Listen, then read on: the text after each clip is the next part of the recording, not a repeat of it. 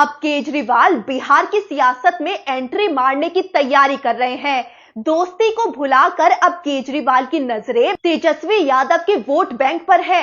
चलिए आपको समझाते हैं कि बिहार में होने वाले चुनाव को लेकर आम आदमी पार्टी की प्लानिंग क्या है। दरअसल दिल्ली विधानसभा चुनाव 2025 में हार के बाद अब अरविंद केजरीवाल की नजरें बिहार विधानसभा चुनाव पर टिकी हैं। खबरें गर्म है कि आम आदमी पार्टी प्रमुख केजरीवाल अब बिहार में अपनी पार्टी का तंबू गाड़ने की तैयारी कर रहे हैं। दिलचस्प बात यह है कि लोकसभा चुनाव में इंडिया गठबंधन का हिस्सा रहे केजरीवाल अब बिहार में गठबंधन से अलग होकर अकेले चुनाव लड़ने की प्लानिंग में है। अब बात करते हैं आम आदमी पार्टी की योजना की, तो जन स्वराज के संस्थापक प्रशांत किशोर की ओर से बिहार में पद यात्रा के जरिए राजनीतिक ताकत जुटाने के प्रयास को देखते हुए अरविंद केजरीवाल की पार्टी ने भी इसी रास्ते को चुना है।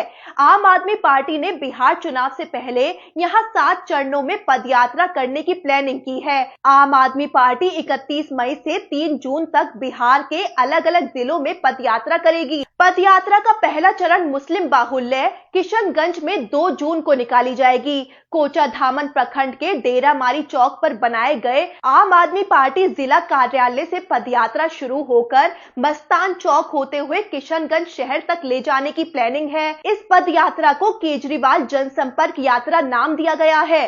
अब बड़ा सवाल कि क्या पदयात्रा में केजरीवाल भी शामिल होंगे? तो बिहार के राजनीतिक गलियारों में इस बात की चर्चा शुरू हो गई है कि क्या आम आदमी पार्टी की पदयात्रा में अरविंद केजरीवाल भी शामिल होंगे। पार्टी की ओर से अभी इस पर कोई औपचारिक बयान नहीं आया है, लेकिन जानकारों का कहना है कि जब तक अरविंद केजरीवाल इस पदयात्रा में शामिल नहीं होते तब तक इसका कोई मतलब नहीं है। आम आदमी पार्टी को लोग अरविंद केजरीवाल की वजह से ही बिहार जैसे राज्य में थोड़ा बहुत जानते हैं, और ऊपर से आम आदमी पार्टी की पहली पदयात्रा का नाम भी केजरीवाल के नाम पर ही रखा गया है, तो हो सकता है केजरीवाल इस पदयात्रा में नजर आए। अब सवाल उठता है कि आखिर आम आदमी पार्टी बिहार क्यों आ रही है। तो इस बात की चर्चा हो रही है कि अरविंद केजरीवाल को बिहार में आकर राजनीति करने की क्या जरूरत आ पड़ी। तो जानकार इस सवाल पर कह रहे हैं कि दिल्ली के बाद पंजाब में सरकार बनाने के बाद आम आदमी पार्टी को राष्ट्रीय पार्टी का दर्जा मिल चुका था।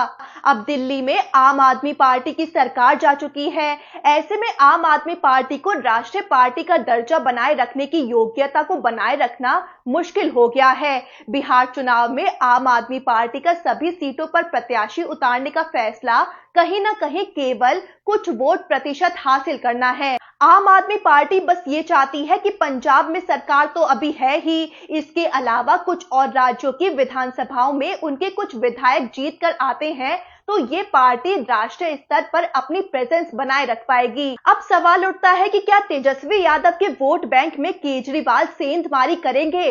तो आम आदमी पार्टी के बिहार चुनाव में उतरने की खबरों के बीच चर्चा शुरू हो गई है कि आखिर आम आदमी पार्टी किस गठबंधन या पार्टी को ज्यादा डैमेज करेगी। बिहार में आम आदमी पार्टी के अब तक के राजनीतिक मूव को देखें तो उन्होंने पहले चरण की पदयात्रा के लिए किशनगंज जैसे जिले को चुना है। इस बात से अंदाजा लगाया जा सकता है कि आम आदमी पार्टी बिहार में मुस्लिम बाहुल्य इलाकों पर फोकस करने की प्लानिंग कर रही है। अगर आम आदमी पार्टी बिहार में मुस्लिम वोटों में थोड़ी बहुत भी सेंधमारी कर पाती है तो इसका सीधा असर तेजस्वी यादव की अगुवाई वाले आरजेडी, कांग्रेस और वाम दल वाले महागठबंधन पर पड़ेगा।